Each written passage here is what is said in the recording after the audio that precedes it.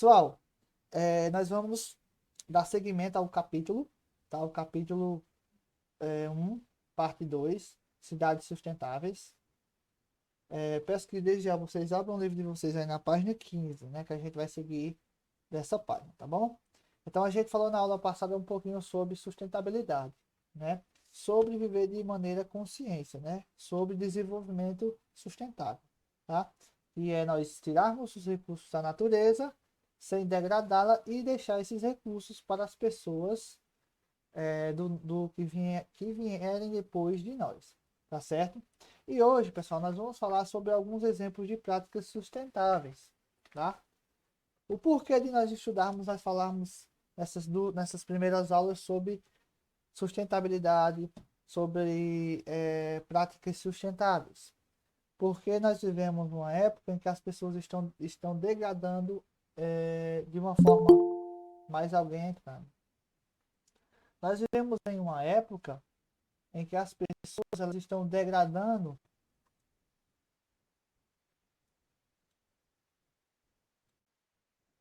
estão destruindo, estão utilizando de maneira desordenada, tá? Utilizando o quê? A natureza e seus recursos. E tudo, como vocês sabem, tudo que nós tiramos a natureza é um recurso natural, tá? Seja alimento, aliás, seja animais, seja plantas, até mesmo, por exemplo, a pedra, a luz do sol é recurso natural, tá? E esses recursos, eles podem ser esgotados, tá bem, pessoal? Então, nós vamos estudar um pouquinho sobre algumas práticas sustentáveis. Como vocês sabem, as cidades sustentáveis, elas buscam estabelecer algumas orientações, como o incentivo social, incentiva a participação social, ou seja, a participação na sociedade, né, com um diálogo transparente entre governo e sociedade. Um planejamento eficiente da gestão urbana, aprimoramento de serviços urbanos, gestão de recursos hídricos e de ações para projetos ambientais, conciliação do desenvolvimento econômico com a gestão ambiental, fortalecimento de parques e áreas verdes. Então, as cidades sustentáveis, elas buscam estabelecer esses pontos, tá? Que a gente citou, tá certo? Então, todas essas práticas, elas são voltadas para a melhoria da qualidade de vida da população, certo? Então, ó, as cidades de Curitiba e Londrina e Extrema, em Minas Gerais, né? Que Curitiba e Londrina ficam lá no Paraná. Elas destacam por terem essa iniciativa, ou seja, essas iniciativas sustentáveis. Então, essa imagem que vocês percebem aí na página 15, ela é a imagem da cidade de Extrema, tá? E ela é referência em observação das águas. Aliás, em conservação das águas, né? Recuperação de matas ciliares e pagamentos por serviços ambientais. Então, essa cidade aqui, essa cidade extrema, ela é muito sustentável, tá? É uma das poucas cidades sustentáveis que existem no nosso país. Então, diante disso, nós temos que analisar, pessoal, nós temos que ser consumidores conscientes, né? E vocês sabem que a produção de lixo urbano, de lixo nos centros da cidade, é um dos grandes problemas socioambientais e tem relação direta com o consumo crescente, principalmente de produtos. Estima que mais ou menos, pessoal, cada ser humano ele produz cerca de, no mínimo, 2 quilos de lixo por dia. Então é muito lixo. Ah, professor, mas só 2 quilos? Imagina 2 quilos para 210 milhões de pessoas no nosso país. Imagina 2 quilos de lixo por dia para quase 8 bilhões de pessoas no nosso planeta. Então é muito lixo, tá? Então, para a gente, pessoal, para viver, nós utilizamos os recursos naturais, como eu já citei, que são eles. Se eu perguntasse na prova de vocês aqui, ó, vou pegar um pincel marcador de texto. Cite alguns tipos de recursos naturais. Vocês poderiam citar esses aqui, ó, tá? Água, minérios, energia, seres vivos, animais, vegetais, entre outros. Mas a forma como nós fazemos isso pode gerar impactos negativos no meio ambiente e na qualidade de vida. Todo recurso natural, ele é esgotável. tá? Ou seja, ele pode acabar. Nós estamos consumindo mais do que a natureza pode recuperar, tá? Como eu já citei, de maneira desordenada. É, Para diminuir esses efeitos no ambiente, precisamos praticar o consumo consciente, tá? O consumo consciente, que consiste em tomar melhores decisões. Nós vamos nos fazer, pessoal, algumas perguntas, tá? Quais seriam essas perguntas? Por que comprar? Ó, o que comprar? Cadê? De quem comprar? Eita, linha torta. A maneira de usar e como descartar, né? O que não serve mais. Nós temos que analisar tudo isso. Ou seja, nós temos que pensar nos aspectos sociais e econômicos. Quero que vocês observem aqui essa imagem aí na página 16 do livro de vocês. Espero que vocês estejam acompanhando pelo slide. Então, essas 6 perguntas do consumo consciente nos advertem para a prática do consumo equilibrado. Por exemplo, digamos aqui, vou pegar o exemplo aqui de Cauã. No início do ano passado, o Cauã comprou, por exemplo, um Samsung, o mais moderno que tinha. Tá? Começou as aulas remotas em março do ano, aliás, em junho do ano passado. Cauã precisou de um telefone dela, queimou, beleza, ela comprou um Samsung mais atualizado que tinha para época. Só que o que que acontece?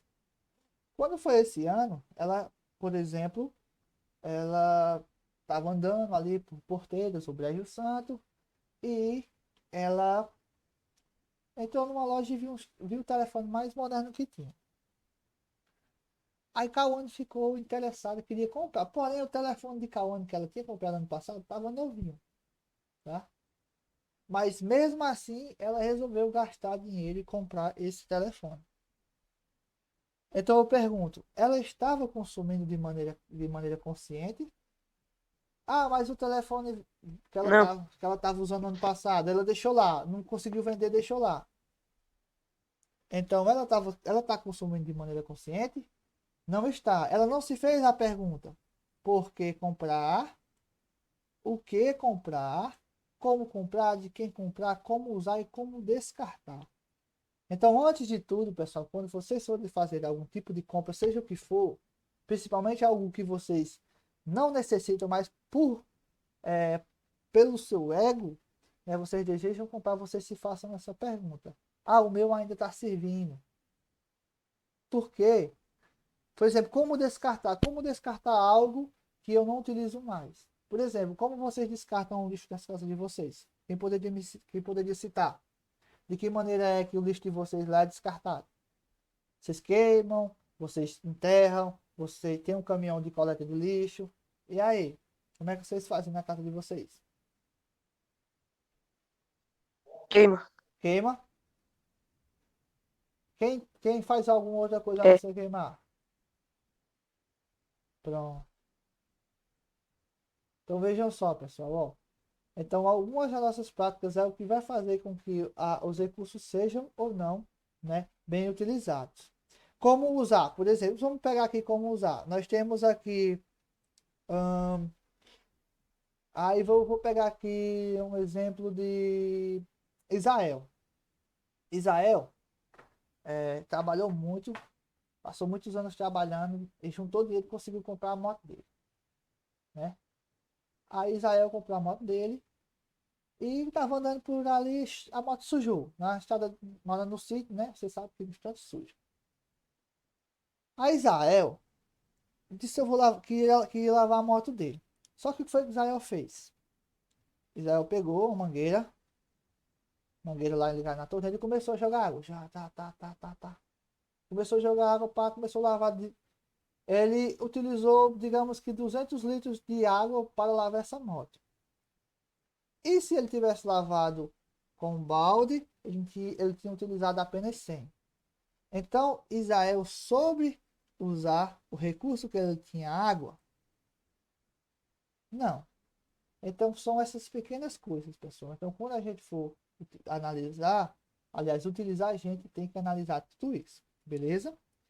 Então, o consumo consciente ele é praticado, por exemplo, quando a gente substitui produtos com embalagens ou materiais não recicláveis, como plásticos, acrílicos, eh, ou PETs, né, por outras coisas mais duráveis, como embalagens retornáveis, ou quando preferimos comprar produtos como alimentos e roupas produzidos em nossa região. Também é preciso avaliar a verdadeira necessidade de comprar itens novos, foi o que eu falei, ó. É necessário comprar certos itens novos? Nós temos que exercitar a prática do reuso e buscar as transformações dos produtos. Então aqui, pessoal, ó, nós temos exemplos, né, da reutilização de alguns materiais, ó. Tambores, né, e nós temos pneus, ó, que foram feitos umas pias, tá vendo? Então, muitas pessoas gostam de enterrar esses pneus ao redor das árvores para evitar a erosão da areia. Então, aqui, ó, fez um belo banco, tá? Com esse tambor, né? Com esse tambor de ferro. Então, a gente tem que tentar utilizar produtos que possam ser, aliás, usar produtos que possam ser reutilizados. Quando vocês forem para os supermercados, optem por sacolas que você pode usar mais de uma vez, tá? Não sacolas plásticas, porque geralmente as sacolas plásticas você só utiliza uma vez, tá? Mas existem aquelas bolsas. Ah, mas aquelas bolsas são fora de moda. Beleza, mas é muito mais benéfico para o meio ambiente, é muito mais benéfico para o meio ambiente do que se você utilizasse, né, sacolas plásticas, né? Seguindo, nós temos aí, ó, nas áreas rurais, né, onde estão localizadas no entorno das cidades, ou seja, nos arredores da cidade, é produzida grande parte dos materiais que consumimos. Vocês sabem, né, que tudo que a gente consome é produzido nas áreas rurais. Arroz, feijão, né, a soja para fazer o óleo e várias coisas. Nas cidades sustentáveis, as relações econômicas, sociais e ambientais com as regiões de entorno devem ser justas e positivas, para que as pessoas e o ambiente sejam beneficiados. Então, para isso, deve-se haver planejamento das atividades econômicas, como, por exemplo, melhoria. Deixa eu marcar aqui, pegar um marcador para. Deixa eu utilizar aqui esse marcador azul. Como, por exemplo, ó, cadê? Melhoria das práticas, né, ó, das práticas o que? Agrícolas para o local, melhor planejamento da ocupação humana com moradias, construídas em áreas seguras. Lembra que a gente falou na aula passada que a maioria das residências das cidades, das pessoas que tinham um poder aquisitivo menor, eram em áreas de risco, certo? Maior proteção à preservação do ambiente, como a conservação de mananciais em áreas de preservação permanentes e a proteção da cobertura vegetal, tá? Então, quando vocês forem ao supermercado, como eu já citei, ó, comprar hortaliças, né, legumes e frutas, ou quando for comer sua merenda escolar, lembre-se de que esses produtos são geralmente produzidos nas áreas rurais, ou seja, no entorno da cidade, como vocês já sabem, vocês podem observar nessa imagem, tá certo? Nós temos aí, pessoal, também que, ó, deixa eu pegar aqui o pincel, marcador do texto. Então, nós temos aqui, pessoal, que a oferta de produtos nos supermercados é grande. E muitas vezes compramos por impulso, sem realmente precisar de determinado produto. Isso já aconteceu com você? Eu faço essa pergunta. Vocês já foram no supermercado e compraram alguma coisa que vocês não precisavam, mas que vocês iriam comprar determinada coisa, mas chegando lá vocês viram e ficaram com aquela ganância, com aquela vontade de comprar? Já aconteceu isso com você? Já. Já? Então, acredito que com todas as pessoas, né? A gente sempre vai comprar alguma coisa, mas acaba por comprar mais do que devia. Para isso, pessoal, para a gente evitar, o que, que a gente deve fazer sempre, ó? Alguém poderia ler para mim aí, ó? Primeiro item. O que devemos fazer? Alguém abre o microfone aí, pode ler para mim.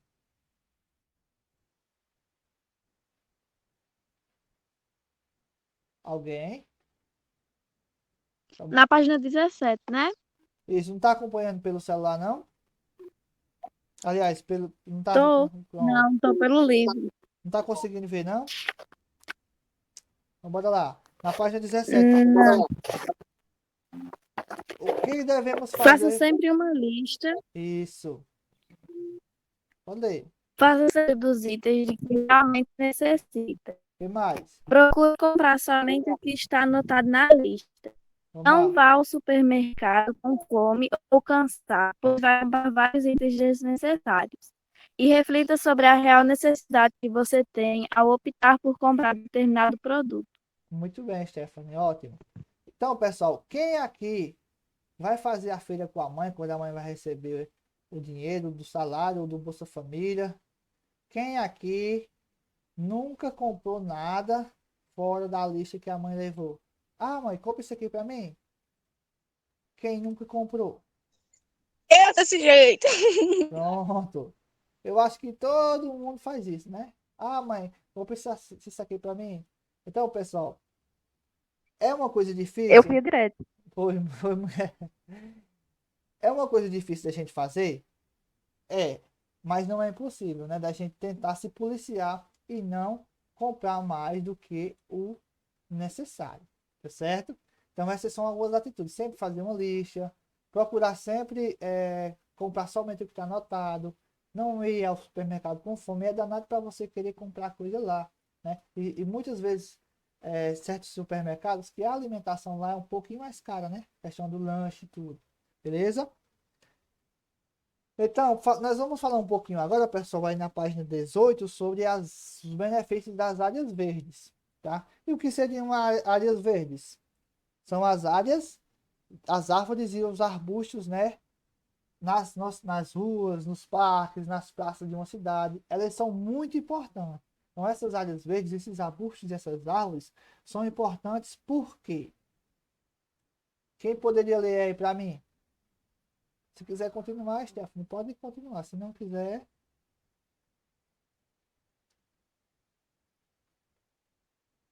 página 18. Torna o ambiente urbano mais fresco, diminuindo a de calor e, consequentemente, o consumo de energia para refrigeração artificial. Purificam o ar, que geralmente nas grandes cidades apresenta muita fumaça e poluentes. Só um minutinho, viu? Fornece alimentos para a zona urbana. Pronto, só comentar só esses três pontos aqui, ó. Torna o ambiente urbano mais fresco. Então, observe, pessoal, que quando uma cidade ela é bem arborizada, ela tem uma enorme quantidade de árvores e arbustos, essa cidade ela se torna mais fria, né? Consequentemente, essa cidade sendo mais fria vai diminuir o consumo de quê? De energia elétrica, porque a gente vai querer utilizar algum tipo de refrigeração artificial, seja ar-condicionado, seja ventilador, né? Que purificam o ar. Por quê? Porque vocês sabem que as árvores elas necessitam de um dos componentes os poluentes do meio ambiente, né? Para a fotossíntese. Então elas vão purificar o ar da cidade, né? Ó. Por quê? Porque nas grandes cidades, geralmente nas grandes, né? Cidades com muitos habitantes, elas vão apresentar muita fumaça e poluente, né? Devido às fábricas, aos carros, né? Vão fornecer alimento para a fauna urbana. O que é a fauna urbana? Quem sabe dizer o que é fauna? Quem sabe dizer o que é fauna? Ela não sabe? Meio ponto para quem dizer o que é fauna. Natureza, árvore.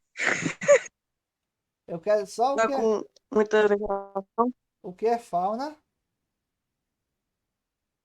Um lugar com muita vegetação. Não, aí é flora. Onde tem muita vegetação é flora. Eu quero o que é fauna. Quem sabe o que É é a fauna? vida animal? Opa, muito bem, Stephanie. Deixa eu ver se você escrever. Estão vendo aí a minha letra como tá bonita? Animais. Linda. Olha, parecendo menino. Então, a fauna urbana, ou seja, aqueles animais que vivem nas cidades, né? Esses são chamados de animais que fazem parte da fauna urbana. Pode continuar a leitura, Stephanie. Trazem beleza à paisagem da cidade e contribuem para melhor disposição à saúde e o bem-estar da população. Regulam o fluxo de água das chuvas e diminuem o aquecimento global. Pode continuar. Continuo. Contribui para aumentar a biodiversidade e valorizam o próprio espaço urbano. Muito Um bem. estudo de 2016 da Organização Não Governamental Internacional The Nature Conservancy revelou que as árvores urbanas são uma importante estratégia para a melhoria da saúde pública nas cidades e, por isso, devem ser plantadas ao longo das vias públicas como forma de trazer a natureza para o meio urbano. Isso, muito bem. Então, ó, existem mais alguns pontos que a gente deve comentar, né? Ó, trazem beleza à paisagem das cidades, contribuindo para o quê, ó? Disposição, saúde e bem-estar da população. Regulam o fluxo de águas das chuvas, tá? Ó. Vai diminuir o quê? O aquecimento global. Então, plantem uma árvore aí na casa de vocês. Contribui para aumentar a biodiversidade. O que é biodiversidade, pessoal? Quem poderia me dizer? Biodiversidade. E aí? Mistura de seres. Tá, muito bem, também. É tudo isso. São todos os seres, né? A diversidade de seres que vivem no nosso ambiente, né? Os diferentes seres. Vocês sabem que existem muitas espécies, seja de animais e plantas de diferentes características. A biodiversidade abriga tudo isso. Então, valorizam o próprio espaço urbano, ou seja, deixa a cidade muito mais valorizada, muito mais bonita, tá? Então, ó, continuando aqui, ó, como Stephanie leu aqui no texto, ó, as árvores urbanas são importantes estratégias para a melhoria da saúde pública, como já foi citada nas cidades, e por isso devem ser sempre plantadas. E uma curiosidade, pessoal, que eu quero que vocês tenham conhecimento, é que se deve plantar árvores nativas na nossa região. Porque, por exemplo, existem muitas árvores que são plantadas como aquele nim indiano, que ela é uma espécie invasora, porque ela não é da nossa região. Ele fica ali numa regiãozinha da Ásia, né? Por quê? Essas espécies invasoras, essas espécies de outras regiões, elas podem prejudicar a fauna e a flora natural, tá? Tá certo? Então é muito importante que sejam plantadas nas casas de vocês, nas cidades, árvores nativas, árvores da nossa fauna, da nossa flora, beleza? Pessoal, nós temos aqui, né, os benefícios das áreas verdes, foi o que a gente já comentou aí na página 18 de vocês, esse esquemazinho. Então, se vocês quiserem dar uma olhada, né, vocês podem ler, né? Por exemplo, nós temos a filtragem do ar, resfriamento das ruas, redução das taxas de doenças cardíacos, né? Proteção da biodiversidade, redução de níveis de obesidade, gerenciamento de águas pluviais, como a gente já citou, aumento da valorização de imóveis e redução de estresse. Então, esses são benefícios de áreas verdes, tá certo? No mundo, pessoal, a cidade considerada a mais verde é Edmonton, no Canadá. Por quê? Porque ela tem 100 metros de área verde por habitante. 100 metros quadrados, né, de área verde por habitante. Então, no Brasil, as cidades com mais de 1 milhão de habitantes, como Goiânia é a campeã de presença verde, com 89% de arborização nas ruas, enquanto Belém do Pará é a menos arborizada, com 4 vezes o menor, né, que chega a 22,4%. Então, esses dados são do IBGE. Quem sabe eu dizer o que é IBGE aí, que eu não estou lembrado o que significa essa sigla? Instituto Brasileiro de Geografia e Estatística. Opa, isso mesmo, Instituto Brasileiro de Geografia e Estatística. Muito bem, acho que é Thales, não foi? Então, esse estudo, pessoal, mostrou que o estado do Paraná apresenta o maior índice, tá, de arborização das cidades. Então, são 146 municípios com mais de 95% das ruas arborizadas, tá? E a média do nosso país é de 67,7% de cidades arborizadas, tá certo? Então, para finalizarmos, pessoal, nós vamos falar sobre as hortas urbanas aí na página 19. Então, por exemplo, o que seriam essas hortas urbanas? Então, quando transformamos terrenos vazios, jardins escolares ou pequenas áreas públicas e comuns, como praças e locais de prédios, em hortas comunitárias, é uma iniciativa mundial que vem crescendo muito nas cidades brasileiras em anos recentes. Então, transformar esses terrenos vazios em jardins escolares e pequenas áreas públicas, eles são iniciativas que estão crescendo, né? São iniciativas que têm crescido muito nas cidades brasileiras. Então, nessas hortas são plantados o quê? Ó? Hortaliças, legumes, condimentos e ervas medicinais, que são muito consumidas pelos trabalhadores, pelos que trabalham na terra, por moradores locais ou vendidas no entorno, além de propiciar benefícios à saúde pelo contato com a terra. A produção de alimentos nesses locais dispensa o uso de agrotóxicos. Outra curiosidade, pessoal, que foi citada aqui no texto. Ó.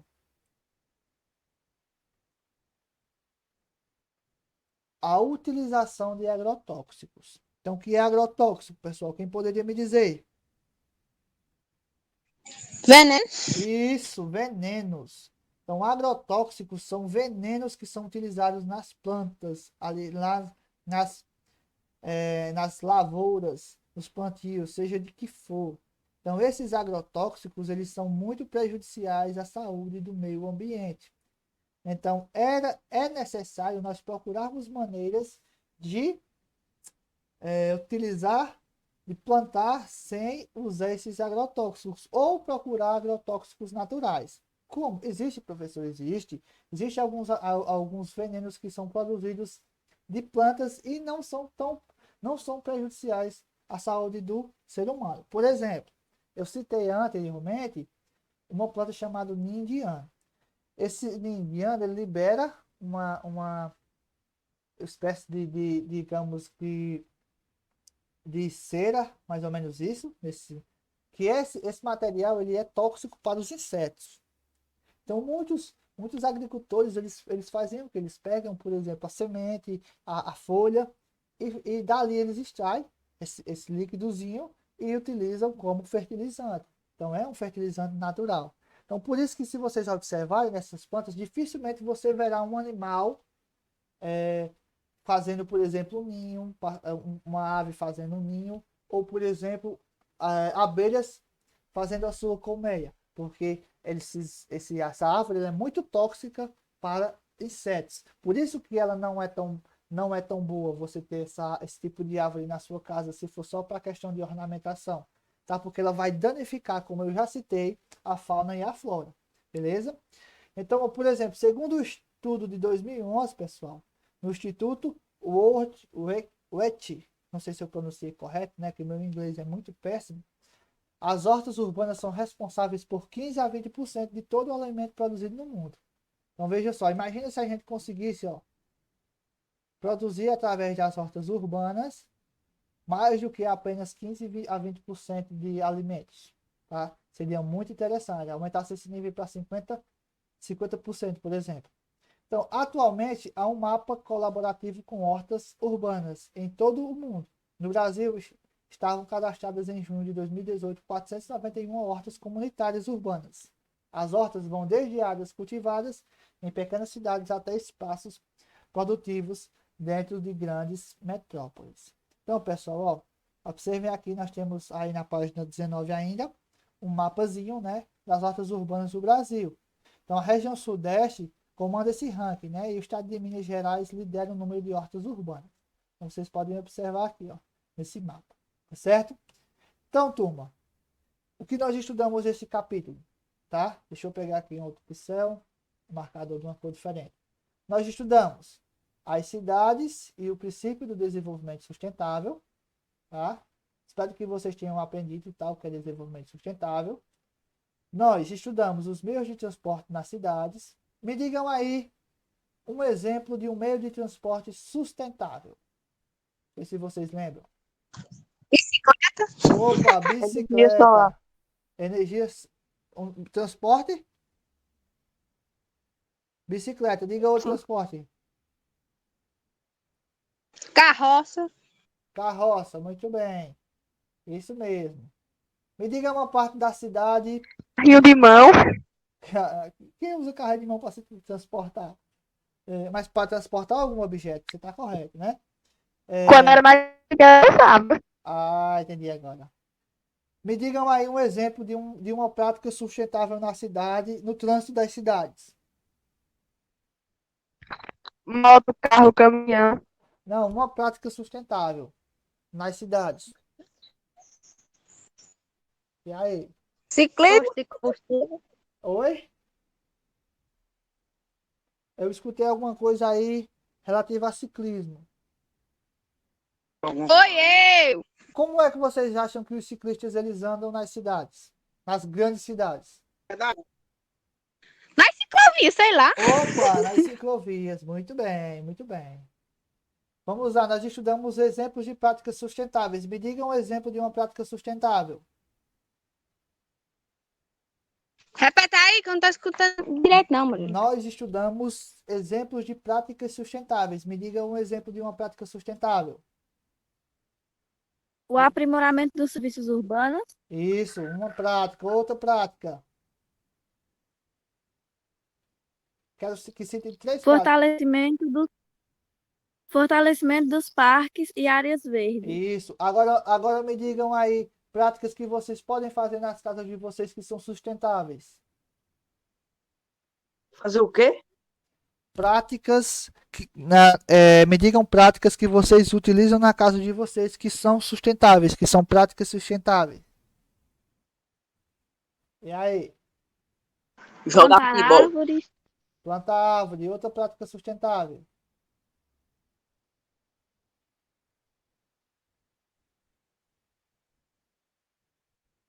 Reduzir o consumo de água, muito bem. Reduzir o consumo de água. Pessoal, nós estudamos o consumo sustentável, não é? Uma maneira de consumir sustentável também é você analisar aqueles 6 pontos lá, né? Que são porquê, né? Eu perguntasse o porquê disso, o porquê comprar, o que comprar. Então, são formas de consumir sustentavelmente, certo?